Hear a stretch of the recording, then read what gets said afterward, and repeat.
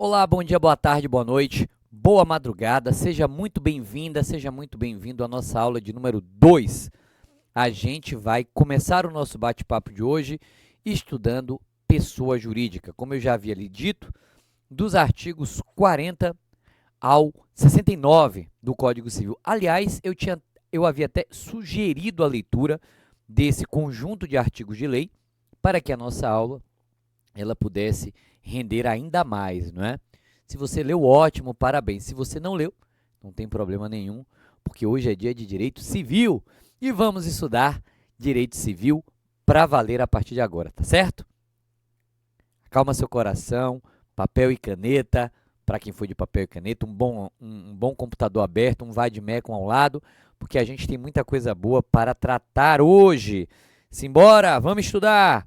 Deixando aqui, como sempre, o meu Instagram. Você já foi lá? Já conhece a nossa lista de transmissão lá da nossa bio?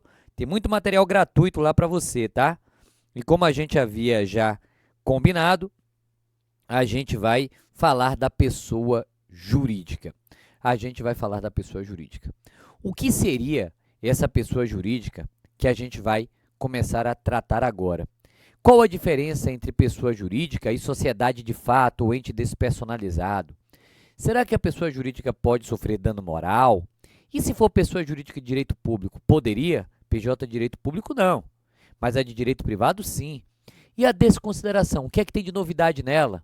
Vamos falar um pouquinho de associações, vamos falar um pouquinho de fundações. Olha, muito tema gostoso, muito tema importante para nós. Então, vamos lá. Pessoa jurídica. Quando a gente fala de pessoa jurídica, quando a gente começa o nosso bate-papo dentro desse assunto, a primeira coisa que a gente deve recordar é que a pessoa jurídica,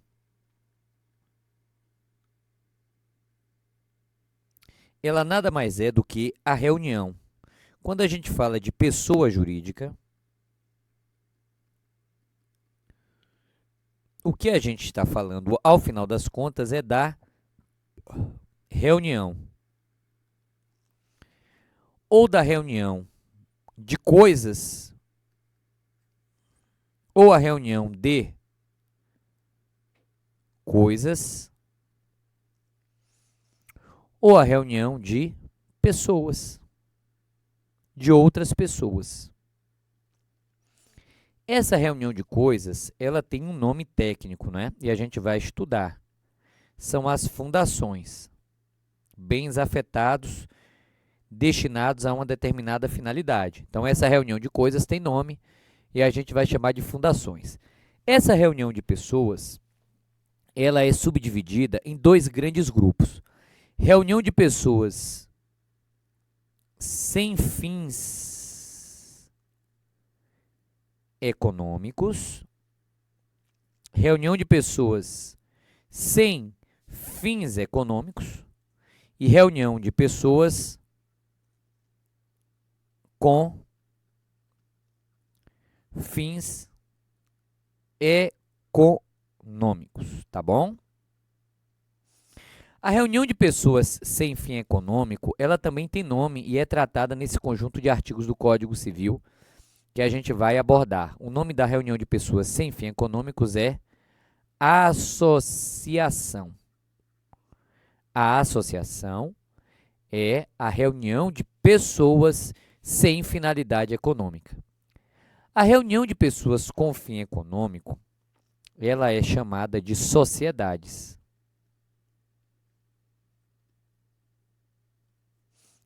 E estas sociedades, elas podem ser sociedades civis ou liberais, ou aquelas que não desenvolvem atividades, digamos assim, com fins lucrativos, e a sociedade empresária ou empresarial ou mercantil, aquela que desenvolve atividade com fim lucrativo, tá? Bom, temos ainda disciplinado no Código Civil Brasileiro as organizações religiosas, que são reunião de pessoas sem finalidade econômica também, e temos também os partidos políticos, que estarão previstos, os partidos políticos, como reunião de pessoas também de direito privado, tá?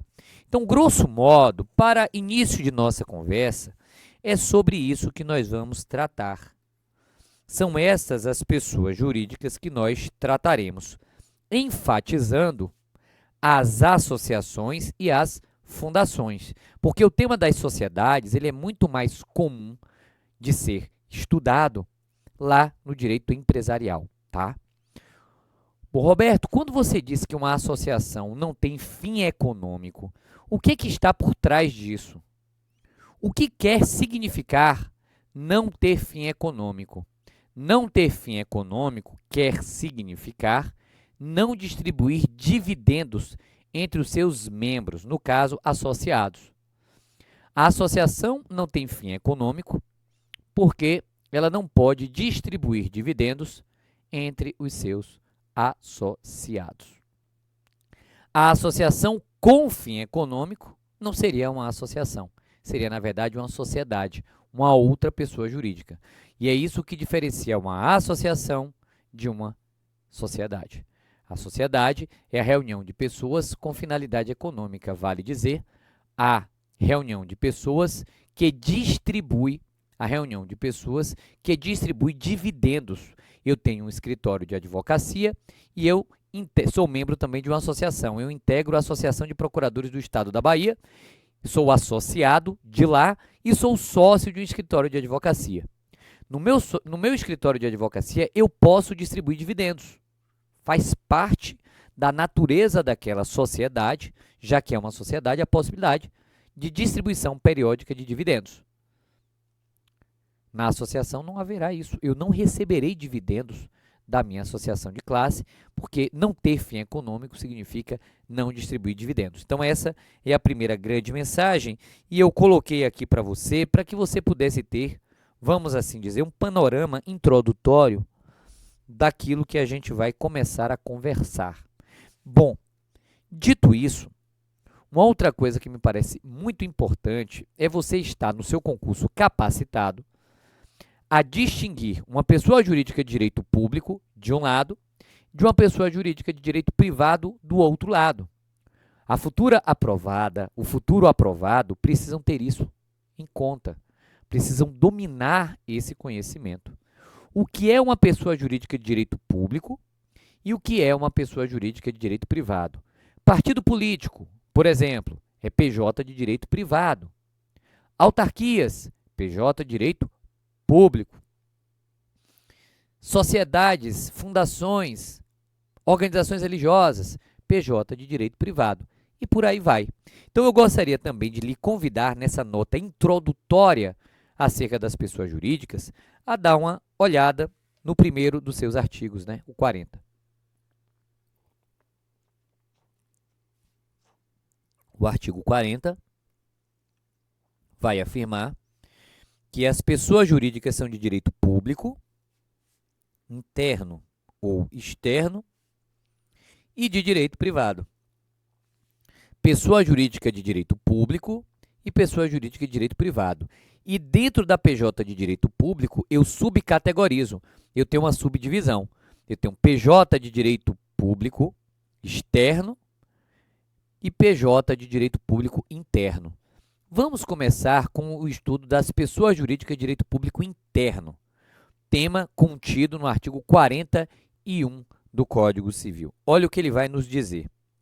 São pessoas jurídicas de direito público interno a União, e não há dúvidas a esse respeito, a União, e não há dúvidas a esse respeito, os estados, o Distrito Federal e os territórios, também tranquilo a esse respeito, os municípios, as autarquias, inclusive, essa foi uma introdução de 2015, se a memória não me falha, ou 2005, inclusive as autarquias públicas, as associações públicas, perdão, inclusive as associações públicas, e as demais entidades de caráter público, criadas por lei. E aí vem aqui, salvo disposição em contrário, as PJ de direito público a que se tenha dado estrutura de direito privado, regem-se no que couber quanto ao seu funcionamento, como, digamos assim,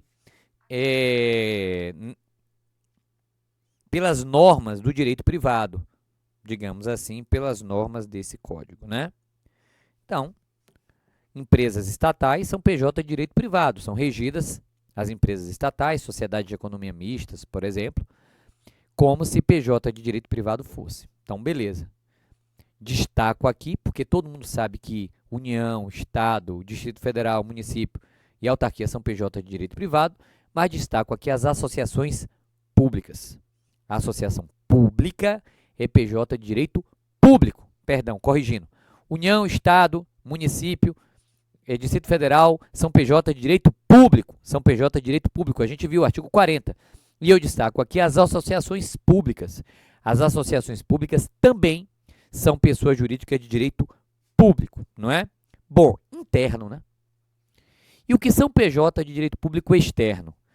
Bom, as PJ de direito público externo são de duas categorias: os estados estrangeiros e todas as pessoas que forem regidas pelo direito internacional público. Então, nações estrangeiras, Itália, França, Santa Sé, o Vaticano, Estados Unidos, Japão, nações estrangeiras são PJ de direito público externo. Assim como todas as organizações internacionais regidas pelo direito internacional privado, OTAN, ONU, OIT, Organização Internacional do Trabalho, ONS, e por aí vai. OMS, Organização Mundial de Saúde, e por aí vai. Tema simples, tema fácil, mas que você precisa começar pelo tema, né? Pelo assunto. Esse é o primeiro assunto. Bom, ao lado dessas pessoas, você sabe que temos os seus prepostos, os seus agentes. Lá na Constituição Federal, o artigo 37, parágrafo 6º, já afirma que essas pessoas jurídicas de direito público respondem objetivamente pelos atos praticados por seus agentes. Você encontra a responsabilidade civil extracontratual, aquiliana, do Estado, lato sensu, lá na Constituição Federal. O Código Civil brasileiro não ignorou o texto constitucional. Ao contrário, fortaleceu o texto constitucional e fez o seguinte destaque: as PJ de direito público interno são civilmente responsáveis por atos dos seus agentes que nessa qualidade causarem danos a terceiros, ressalvado o direito regressivo contra os causadores do dano, se houver por parte destes culpa ou dolo. Esse artigo 43, que impõe responsabilidade civil às PJ de direito público interno pelos atos dos seus agentes, ele deve ser compreendido de acordo com o artigo 37, parágrafo 6º da Constituição Federal e de acordo também com o artigo 932, inciso 3º do Código Civil. O 932, inciso 3º do Código Civil, afirma que o empregador responde objetivamente pelo ato do seu empregado, enquanto que o artigo 37, parágrafo 6º da Constituição Federal afirma que o Estado responde objetivamente pelos atos dos seus agentes. Logo, a interpretação que se deve dar ao artigo 43 do Código Civil não pode escapar dessa diretriz. A responsabilidade civil das autarquias, dos estados, municípios, União, do Distrito Federal, das associações públicas e das demais entidades de caráter público, a responsabilidade civil dessas pessoas jurídicas ela também será objetiva por ato dos seus agentes. Essa é a inteligência que se deve dar ao artigo 43 do Código Civil Brasileiro. Os agentes respondem subjetivamente, mas a PJ de direito público responderá objetivamente. Fique atento a isso, tá bom? Agora que você viu PJ de direito público externo e interno, agora que você viu quem são essas pessoas jurídicas e a sua responsabilidade civil, é hora de você visitar as PJ de direito privado. E o artigo 44 do Código Civil, ele traz algumas pessoas jurídicas de direito privado, ilustrativamente, e a gente precisa estudá-las também. Olha aí na sua tela o artigo 44 do nosso Código. São pessoas jurídicas de direito privado, as associações, ou seja, a reunião de pessoas sem fim econômico, assim como são também as sociedades, reunião de pessoas com fim econômico, assim como as fundações, reunião de bens destinados a uma determinada finalidade, assim como as organizações religiosas, reunião de pessoas também sem fim econômico, né? Assim como os partidos políticos e a Eireli, as empresas individuais de responsabilidade civil limitada, a Eireli. Então, essas PJs são PJs de direito privado. São PJs de direito privado. Faz sentido? Sim ou não? Faz sentido. Ok. Esse rol é taxativo, é exaustivo, Roberto? Não. Você não encontrará, por exemplo, nesse rol, as cooperativas. Você não encontrará, por exemplo, nesse rol, os sindicatos, de modo que esse rol ele é meramente ilustrativo.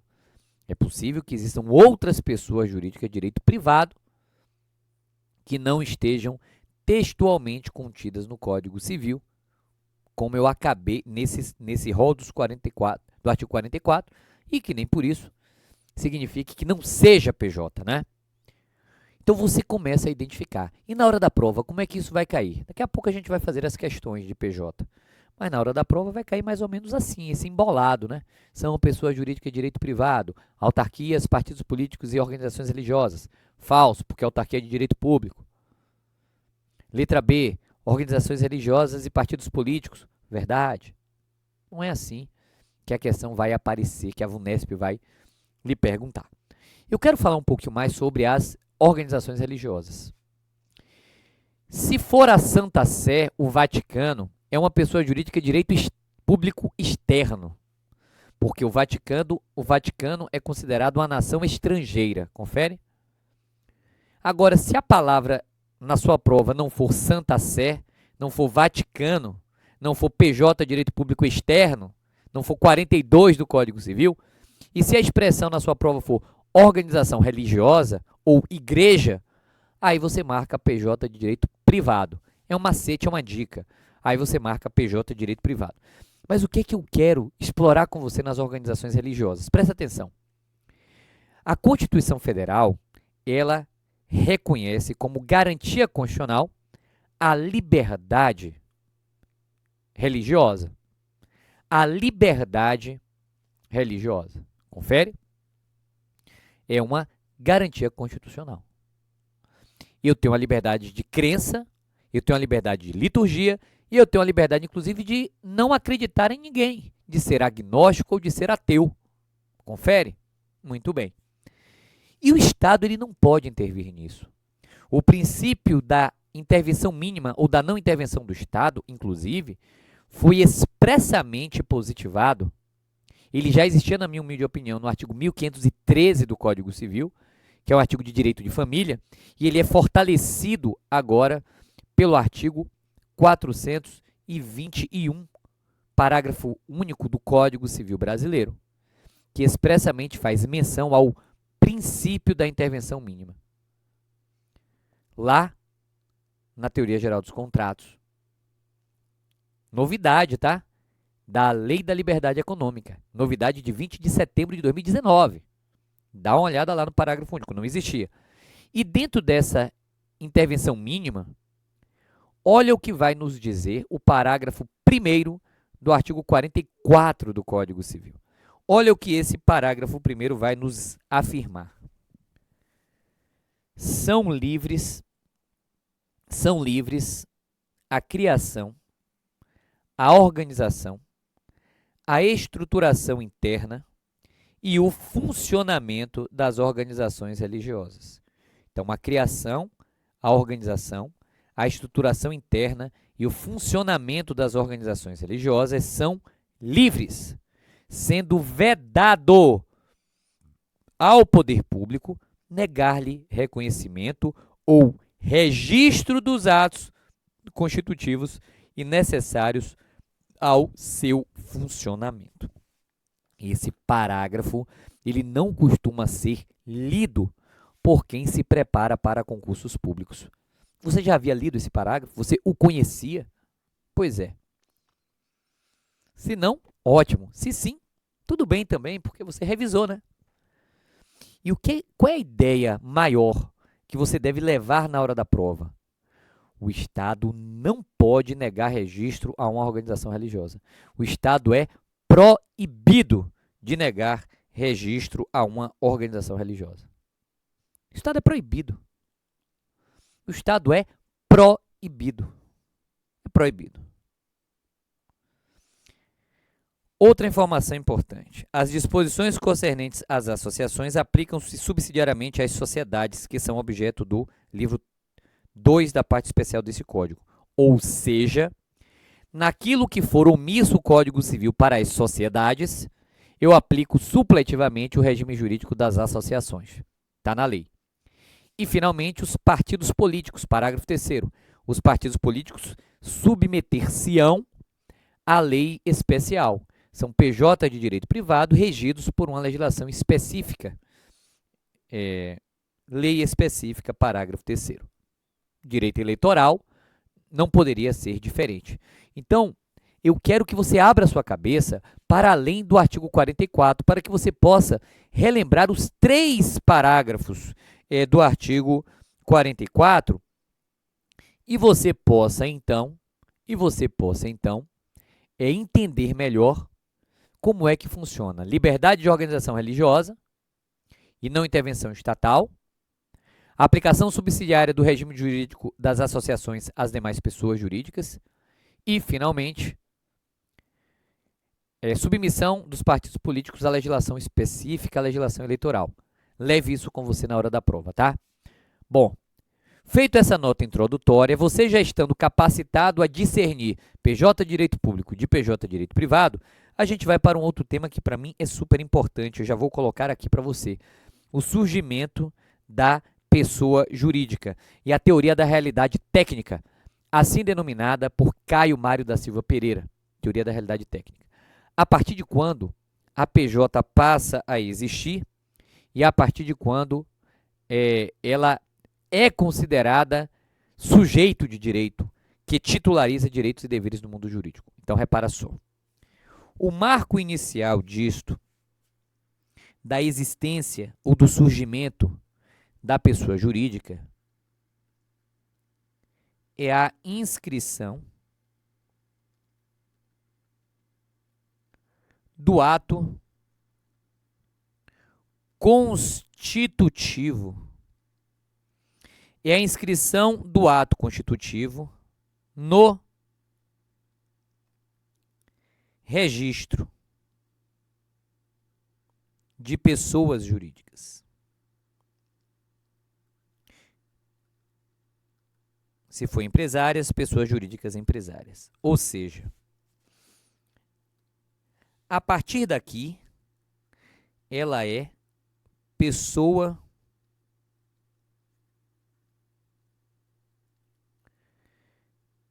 jurídica. Antes daqui,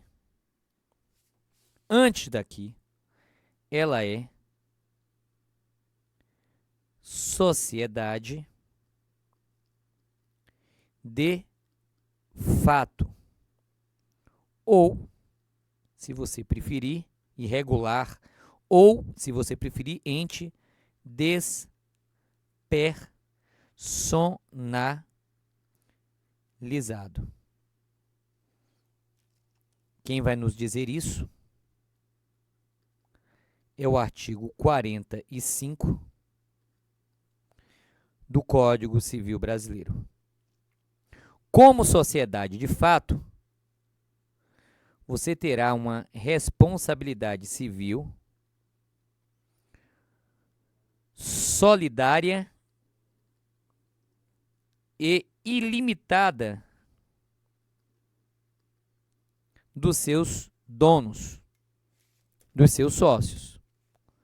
Como pessoa jurídica, você terá uma autonomia, uma independência e uma distinção patrimonial. Artigo 45, a gente começa a falar do surgimento da PJ. Vou dar um exemplo. Imagine que nós dois, a gente resolva abrir uma lanchonete e montar uma banca de revistas. Então, a gente chega em um espaço público, sem pedir autorização ao poder público, e nós colocamos ali uma barraca, uma banca.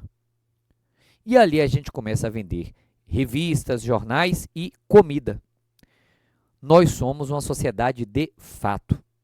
Se alguém, de repente, comer uma comida estragada, passar mal, ir ao hospital, etc., esse alguém ele pode processar tanto a sociedade de fato, quanto eu e você, na qualidade de donos, de sócios daquele ente despersonalizado, de maneira ilimitada e solidária.